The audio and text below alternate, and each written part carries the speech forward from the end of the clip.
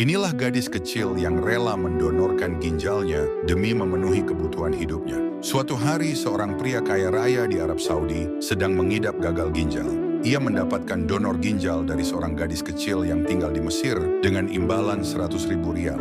Ia pun pergi ke Mesir untuk menjalani operasinya. Setibanya di Mesir, ia bertemu dengan gadis kecil yang mau memberikan ginjalnya. Ia pun bertanya, mengapa gadis itu mau mendonorkan ginjalnya? Ternyata jawaban gadis itu sangat mengharukan. Gadis itu hidup dalam kemiskinan yang begitu memprihatinkan. Ia terharu mendengarnya, lalu memberikan uangnya 100.000 rial.